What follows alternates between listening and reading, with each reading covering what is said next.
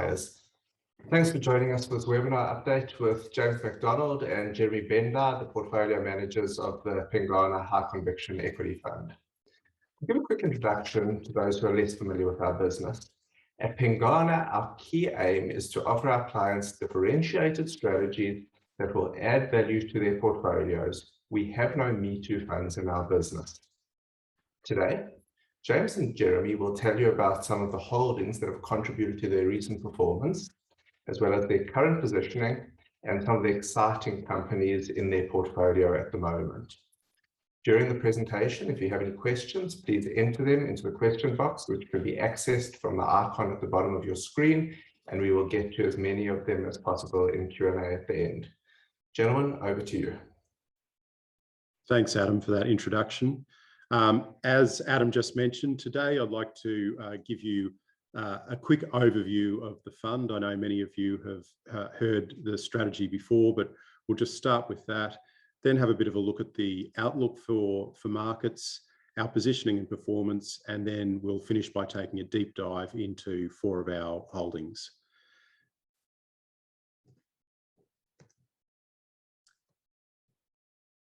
So for those of you who aren't familiar with the fund, the Pengana High Conviction Fund has no more than 20 stocks, so it's very concentrated.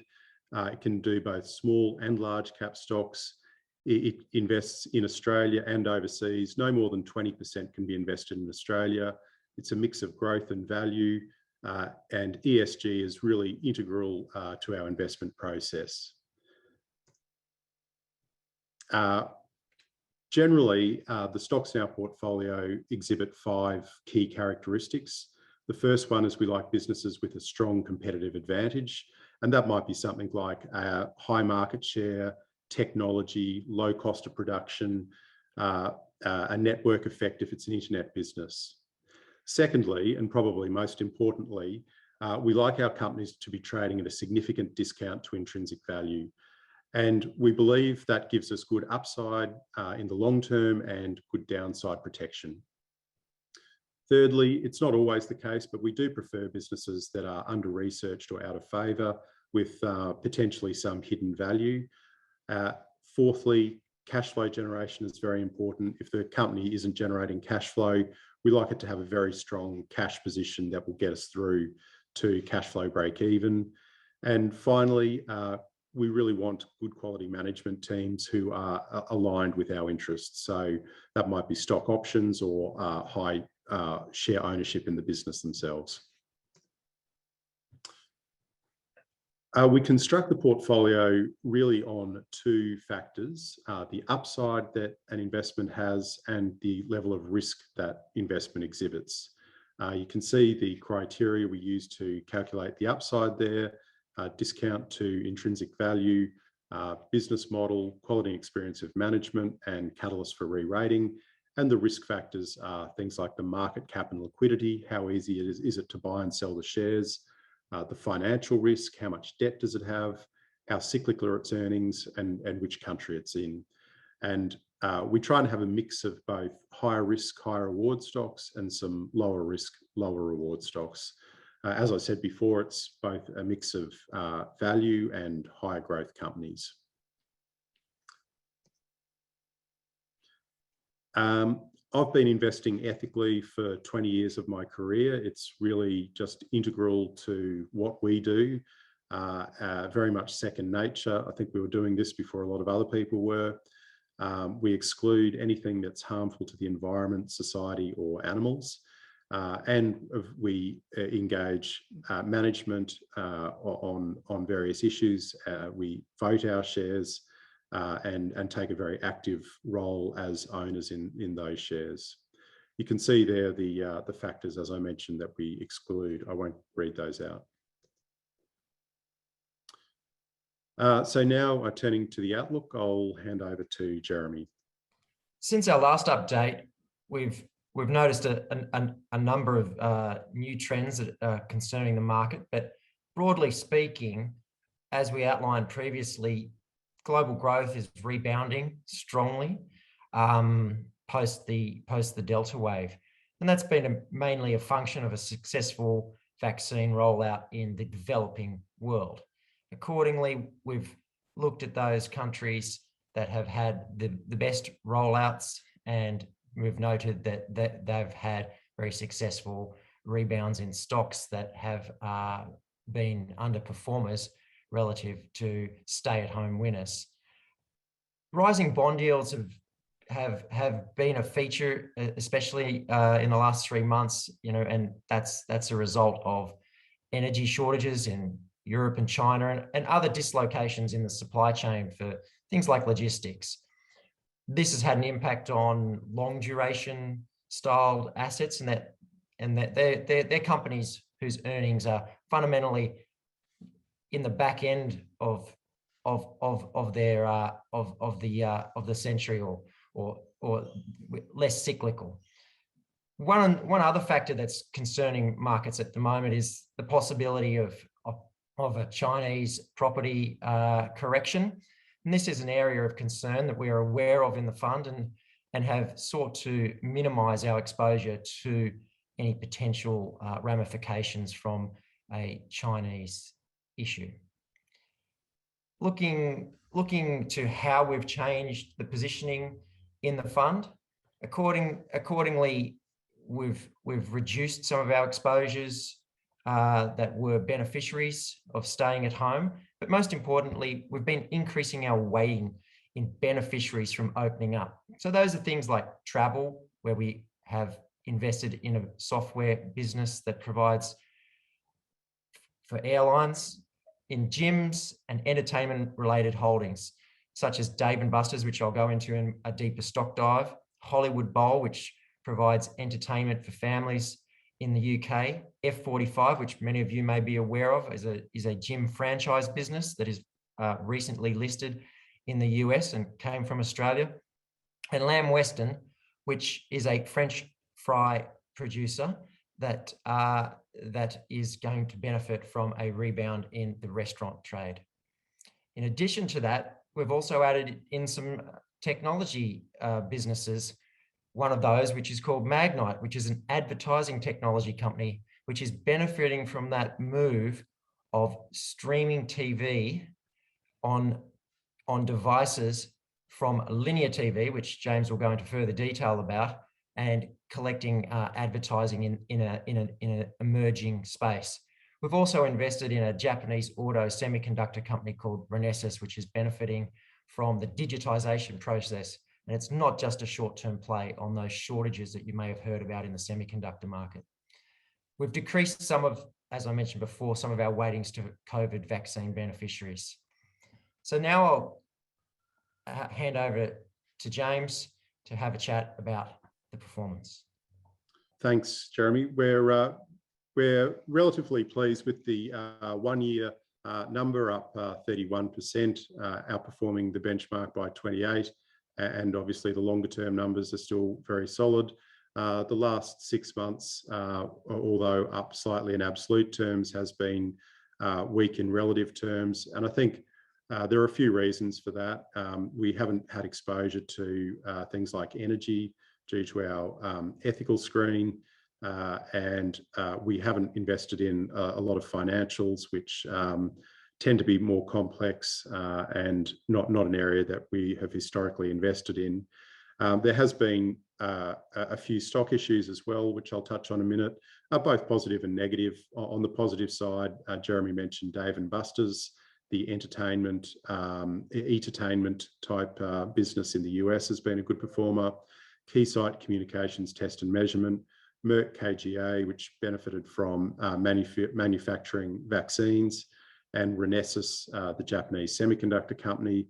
But on the weaker side of things, Photocure, which is one of our longest standing holdings in the portfolio, did weaken over the period, primarily because of concerns over a Delta wave of COVID stopping cancer patients going to hospital and having their diagnosis. We feel that's very much a temporary factor. Already the Delta wave has passed in the US. It is possible that it comes back in winter, but we feel, as vaccination rates continue to increase, that will be less problematic in 2022. And the business is very strongly positioned going into next year. Lamb Weston, Jeremy's going to touch on a bit more detail on that in a minute. STEM is a utility storage battery and software company. It's a great long-term thematic, but as Jeremy was mentioning before, as bond yields go up, a lot of the higher growth, long duration assets have fallen, and STEM is in that bucket. And Novavax has been disappointing in how long it's taken for that vaccine to get approved around the world. They've really had to do it, prove that the vaccine they trialed is exactly the same as the vaccine they're manufacturing. They say they're on top of all of that, and the approval should come in coming months, but we have trimmed that position. We still hold it, but definitely been disappointed on how long it's taken to get that final approval. Now I'm going to hand back to Jeremy, who's going to have a bit of a deep dive on Dave & Buster's. Thanks, James. As I alluded to previously, Dave & Buster's is a big box entertainment concept where people go to eat, play, watch sports. This is a mixture of families with children during the day, and then at a nighttime crowd of millennials who are looking to get that experience as well. Dave & Buster's has 145 stores in the United States and plans to open about 8 to 10 stores per annum. The main driver of the business is consumption of food and beverages, and where it says games there, which is 58% of revenue, that refers to the electronic games, not gaming, that are played by both kids and young adults in their facilities.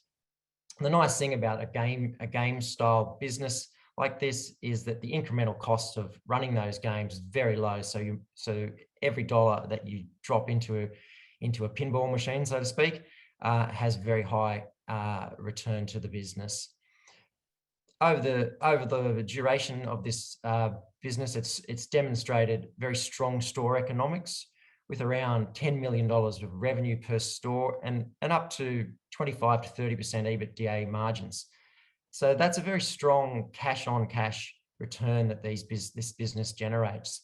We think in the medium term, the next 2 to 3 years, the business will generate a 16% free cash flow return on equity once it gets to about 165 stores, and that is a phenomenal return, and the share price should in that period re-rate to reflect that return is so good. So we're very confident, having seen a rebound in a number of these types of businesses all around the world post successful vaccine rollouts, that people are coming back to these places, and these places are benefiting not only from just a short-term phenomenon of the reopening, but they're heading back to their long-term trends.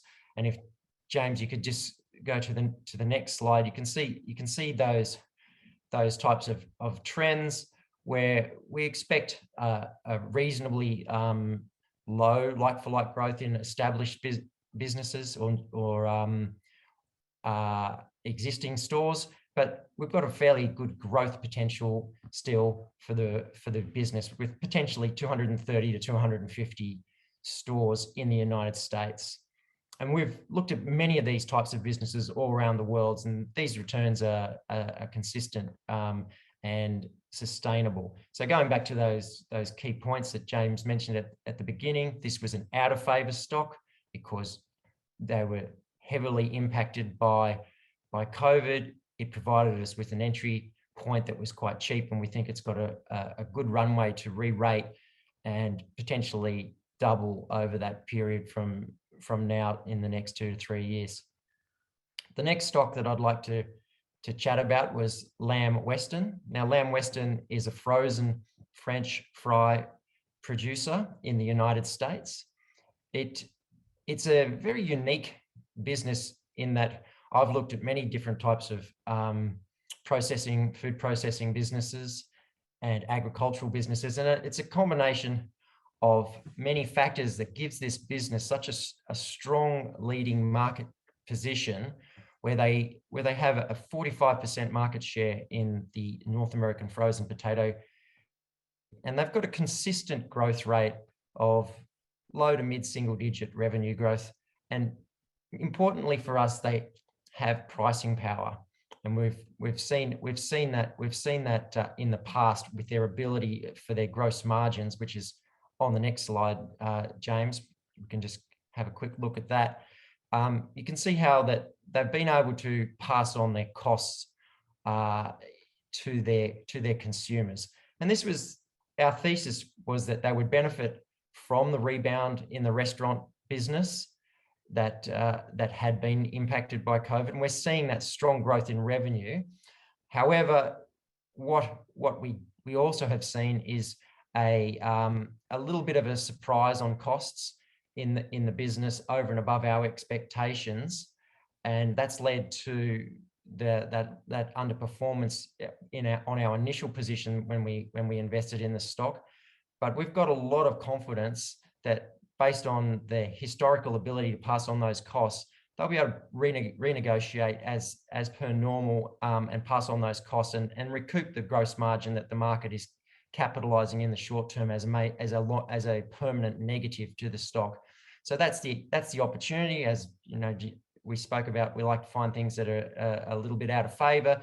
This one has been out of favor. The potato crop hasn't been as great as we would have expected, but we've added to the position. We've got a lot of conviction, and the business, it has demonstrated stable and high returns over time. And we think over the next 2 years, we should see that play out. And so we're looking at that business as a core holding, and with a catalyst in the next 12 months in probably the first half of 2022, as those gross margins get recouped as the means by which the stock starts to re-rate. So I'll now hand over to James to talk about the stock stories in Magnite in particular. Thank you. Just to explain a bit more about Magnite, it's an advertising technology company. It's got a very strong market position with 25 to 30% market share in its niche, which is called a supply side platform. So, you know, really that strong technology position is what has attracted us to the company. And they've made several recent acquisitions that has really cemented that position and made it quite difficult for competitors to catch up to them. What we're really playing here, I'll just go forward a couple of slides, is this move from analog TV, and whether that's cable TV or free-to-air TV, and people are shifting towards connected TV. So some of you may have downloaded apps such as 9Now, 10Play, 7Plus, and you can watch a lot more content than you can simply on the television station. The benefit for when you've signed up for those apps, when you've downloaded them, you would have given permission to the broadcaster to serve you targeted ads, and they will be tracking what you want, what you watch, and serving you very customized advertisements. And that information is very valuable to advertisers who will pay a premium for those ads. So it's really a win-win for everyone. Consumers get more content choice, and advertisers and publishers, or publishers earn more money. Advertisers get more targeted ads. At the moment, the linear TV market in the US is a $70 billion market. I think globally that number is about $150 billion. And we think that over the next 5 to 10 years, we'll all switch over to connected TV. And you have both streaming TV like Netflix, which is called SVOD, and then you've got advertised streaming TV, which is called AVOD, advertising video on demand. So it'll be a combination of those two services. But certainly advertising will continue to play an important part. The connected TV market at the moment is about $9 billion, going to $50 billion over the next 5 years, according to market forecasts. Magnite sits between the publishers and the advertisers, and they take about a 5 to 10% commission or take rate as for organising that process. The company recently held an analyst day at forecast 25% revenue growth. When we bought the shares, the share price had halved from its peak several months before. So it is slightly out of favour, still relatively highly valued. It's got on our numbers, a 5% free cash flow yield to equity. That is the amount of free cash flow compared to the market cap of the company in 2023. It's much cheaper than its largest competitor or peer, rather, the trade desk. The trade desk trades on 22 times revenue, whereas Magnite's trading on about 8 times revenue. So we're hoping that gap can close somewhat. Just to emphasize where this company sits, on the left-hand side, you've got advertising agencies like Omnicom, Havas, OMG, and also advertisers such as P&G, Nestle, and Unilever. And on the right-hand side, you've got the broadcasters, so Comcast, CNN, Fox, CBS, Disney.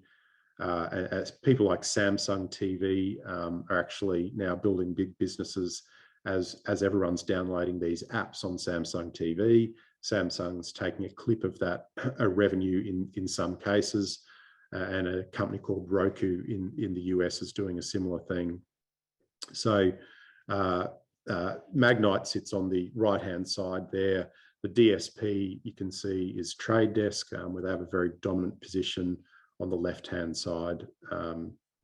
So we feel very excited about that, and looking forward to seeing its results over the next 12 months, where we get the benefit of all these recent acquisitions that it's made.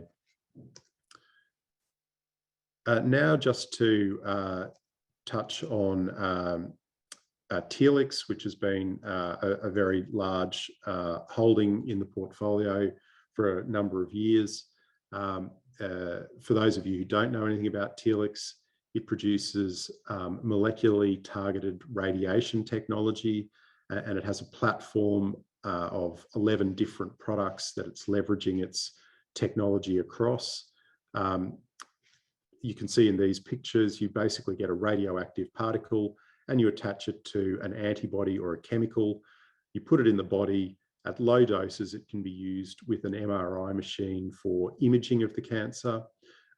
If you increase the dose, you can actually use it as a therapeutic to target particularly cancers that are metastatic, that have spread throughout the body. So the main 3 areas that it's targeting are prostate cancer, brain cancer, and kidney cancer initially, but we do expect that will broaden over time. As I mentioned, it's got a very deep portfolio of 11 different products, and the first product is expected to be approved before the end of this year. It has been a bit of a hiccup. It was supposed to be approved on the 23rd of September, but the FDA in the US is really snowed under with a huge backlog of COVID-related work. And so that will be approved now before the 23rd of December, on or before the 23rd of December. We hope before. So it could really be imminent, this first product. And that will be a really significant catalyst for the company. And I would expect a very positive share price reaction from that. Illuccix is a prostate cancer diagnostic. It's about a $900 million US market. Telex at the moment is about 1.7 billion Australian dollars, so I guess about 1.3 billion US, $50 million of cash. So if they can, potentially this first product could deliver them a couple of $100 million within a few years. We expect a pretty rapid uptake. They have a distributor in place already in the US. I'll just touch on that in a minute. The second product is a product called, a trial called Zircon. It's a renal cancer imaging or diagnostic product. And we expect that trial, the phase 3 study, to be completed by the end of this calendar year. So also very, very soon. This product has fast track approval from the FDA, and it's a $300 million market with no competition. So hopefully that product would be approved sort of mid to late 2022. So then it'll have 2 products on market by end of 2022. So, you know, we'll ramp through 22, and then 23, I think we should see very, very strong revenue. And finally, and it's possibly the largest value part of the company, is this product, Telex 591, which is a prostate cancer therapeutic product. And that's a $5 billion market. So much bigger than I mentioned before, the diagnostic product is 900 million for prostate cancer, and renal cancer is 300 million. There's a $5 billion market. More competition, potentially.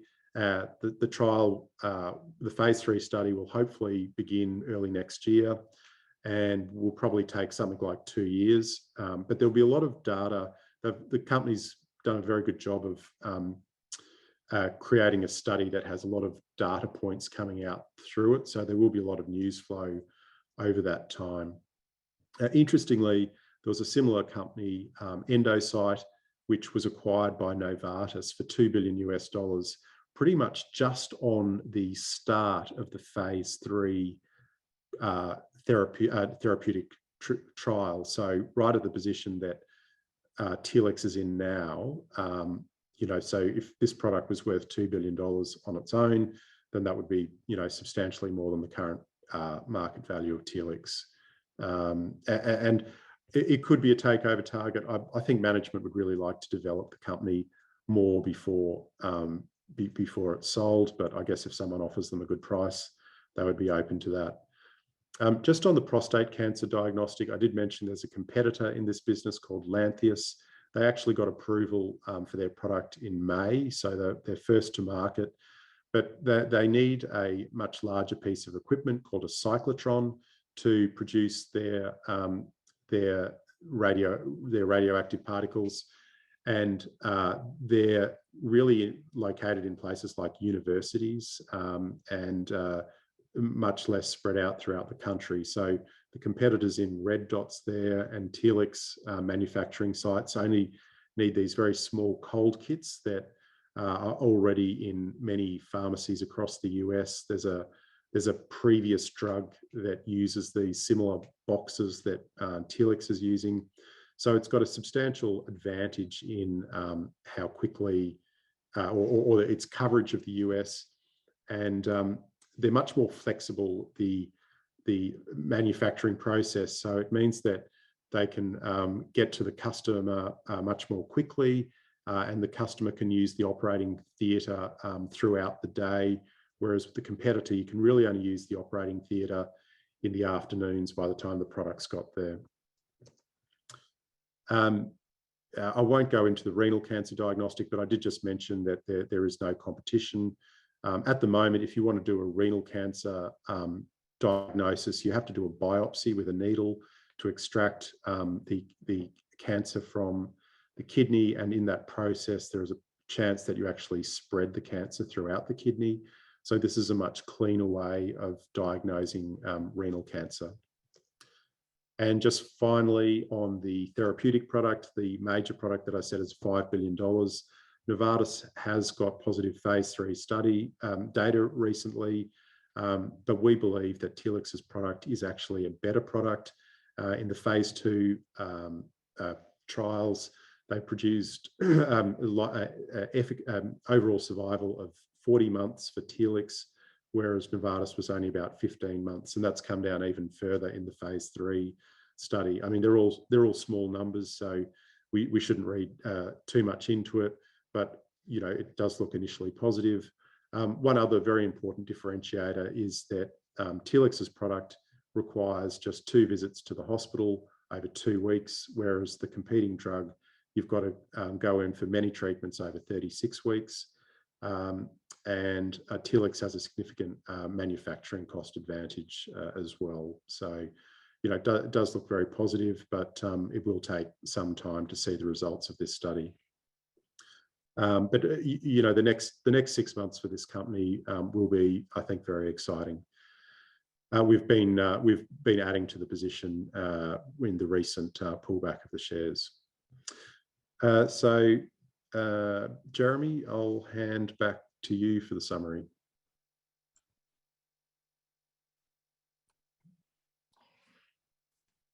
I think to summarize, we're very confident in the process that we employ here.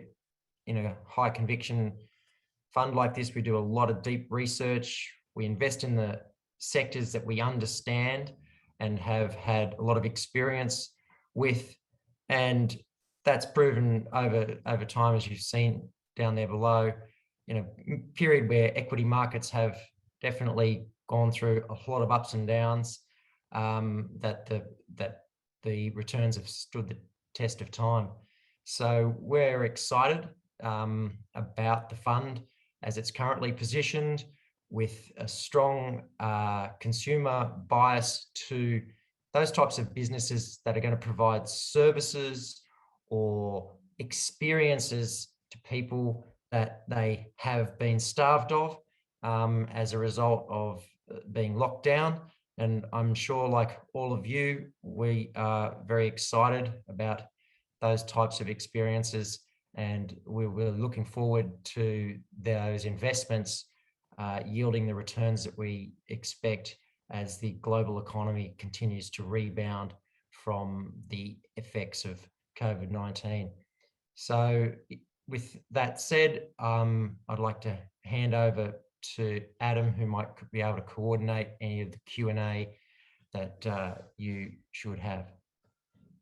Thanks, gents. That was very comprehensive. We do have a couple of questions. I'm going to try and keep them short in the interest of time.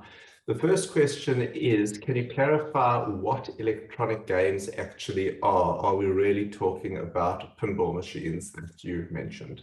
Thank you. There's a photo in the pack there that shows some of those games. There are things like air hockey. They're types of games that people don't experience at home. So there's a reason to go there and to interact with each other in that gaming format. So they also have virtual reality type gaming. They also have games that come in and out of fashion with the game manufacturers. So it's not pinballs or pinball machines. I was just referring to that as an example. That was the original business. They're quite sophisticated, on trend electronic games. But it's not Minecraft and Fortnite. No, not those types of games at all. So it's definitely something where families are very comfortable in taking their kids and having a family enjoyment and entertainment experience. And generally have a few bowling alleys too, Jeremy. Yes, yeah. So sometimes there's laser tag, and they're very on trend and are able to change the facilities around to suit what consumer preferences are evolving. Excellent. A couple of questions about future outlook now. With bond yields rising and many countries winding back on quantitative easing, what is your overall outlook? Yeah, look, well, I think bond yields will continue to rise. I think most people seem to think 2% is kind of a bit of a pressure point in the US 10-year bond yield. But I think provided, the bond yields are rising steadily along with economic growth, I think the market can absorb that. Obviously, if we get a really rapid sell-off, that would be bad news for equities. And I think a lot of it's tied up with, the energy Jeremy alluded to before, energy prices and logistics. I think some of the logistics bottlenecks will ease over, the next 6 to 12 months. But there are some sticky parts like labor inflation. I think there's just, less truck drivers, less people want to be truck drivers than they did in the past. And energy, it's not unclear where energy prices will go. OPEC still has a lot of spare capacity. They're substantially below where they were producing 2 years ago. So if OPEC wishes to, they can increase production. But yeah, I think we're trying to position the portfolio to to have a mix of styles so that, you know, if we do get higher inflation, we're invested in businesses that can pass on those, that have pricing power that can pass on inflation. But, you know, bond yields are something we certainly need to keep watching. Mm. Great, thanks. And then related to that, what's your view of the semiconductor shortage going forward? I think you'll see the semiconductor shortage. I mean, there's different components of different semiconductors, but the facilities required to increase their capacities have been built around about 12 months ago. So we're starting to see that capacity coming on stream in the next 6 to 12 months. So there should be a reasonable rebound in that period, probably in the back half of 22, which would enable that semiconductor shortage to be somewhat ameliorated. We've got an investment in Subaru, which has been impacted by the semiconductor shortage. They haven't been able to. There's very strong demand for their vehicles, so we've got a ability to play the beneficiary of that shortage, not being as bad in the future. As well as you know, we're still quite confident in Renesas because there's the product set that they have goes into autos, about 50% autos. And we see that EV thematic playing out in terms of increasing the number of component semis in electric vehicles going forward. So I don't think it just because the semi shortage sort of gets less worse, that's going to be necessarily bad for Renesas. Understood. And here's actually a question from someone who seems to be an astute fund watcher, who is keen to understand more about Jeremy's background and experience. They know that James's background gives him a lot of expertise in healthcare investing. But Jeremy, how have you leveraged your previous experience into the portfolio? Well, I think that's a good observation. I've spent at least 20 years of my career in financial markets, looking at many business models, a lot of industrials, consumer discretionary, technology, and I think my experience in some of those restaurant style businesses, which I've invested in the past for many years, that opportunity when those businesses have been sold off in the US and in the UK, where we've got a position in a similar business to Dave & Buster's in the UK called Hollywood Bowl. That's given me the confidence to be able to invest in those types of businesses. Also, consumer discretionary. We're looking at businesses like hotels that may still have a way to rebound.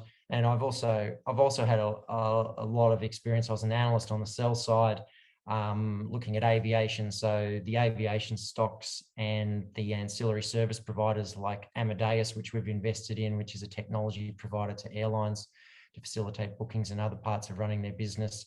That's given me that industry experience and background. I think is really helpful, and together we can blend those skills. We've still got a similar process and a means by which we look at stocks, but it's just a broad base of experience that we can bring to we can use together to invest globally. It's quite a good skill match. It does sound complementary. I'm going to ask one more. Can you tell us a little bit about your average holding periods as well as your sell discipline, and what would typically be a catalyst to exit a position? The major holdings in the portfolio have really been fairly constant. Telex, Photocure, Lamentum, Sienna. So we've held those for many years. At the bottom of the portfolio, when you can only own 20 stocks, I think we are always trying to optimize that. I mean, ideally, we'd love to buy stocks and hold them for a very long period of time. But obviously trying to, if we find something better than what's in the portfolio, we will switch. So I think that's really it on the holding period. On the sell discipline, we have we update our set price targets every month. If share prices hit our targets, we exit holdings, and we've done that with a few holdings recently that have done very well for us. You know, you've just got to have a good idea of what fair value is, and of course, you know, that may change over time if new information comes out. But we certainly have price targets on all of our stocks. Jeremy, anything you want to add? I think equally important to your sell discipline is, you know, if you have an instance where you've taken a position and it's gone down in value, it's backing that conviction of the work that you've done to come up with that price target, so that you just don't panic and say, oh, this has been a bad quarterly, and, you know, oh, I've made a mistake. You go back, you revisit your thesis, and you usually top up your position, because, you know, we've done a lot of work on these stocks to get into the portfolio, which is concentrated. We've really put our heart and souls into the analysis of these companies, and it's only when something, I guess, catastrophic happens, that is, you know, a risk that you just didn't foresee, or as just a major thesis breach that you would then be selling because of rather with a price target that has to be adjusted rapidly down. But, you know, those types of situations, thankfully, are rare. Okay, great. Now, Jeremy, 30 seconds to answer this final question. How do you see aviation rebounding across the world rather than just in specific places? Thanks. Best place to look for that is IATA, which does a whole lot of forecasting and modeling of this. We've taken a pretty similar view to them, that by the end of 2023, calendar year 2023, we should see pretty much a full rebound run rate exit of passenger volumes for travelers that are visiting friends and family or leisure. And pretty much by 2024, most 80% of business travel should resume. We think there may be a residual 20% that could take a little while. And our investment in Amadeus is predicated on those types of numbers. But the beauty of investing in Amadeus is you're not choosing one particular airline where you have all this potential risk around the balance sheet of an airline or what country's opening up in a particular time frame. Great. Thank you very much for joining us today for this update. I think two things really shone through for me during this presentation. And the first was the depth of knowledge. You really have to understand complicated things extremely well to explain them as simply as James managed to explain the Telex investment thesis. And the second was differentiation. I can't think of another vehicle that would provide high conviction access to this kind of to these kind of companies, most of which I've never even heard of. And obviously proof of the approach is in the long-term returns that have been generated by the strategy. Our next webinar in the series is next Tuesday at 8 a.m. with our managers of the Pengana Harding 11 International Fund. You can register for that and the rest of the webinars in the series on our website. If you have any other questions, please get in touch. We'd love to hear from you. Thanks very much for joining us.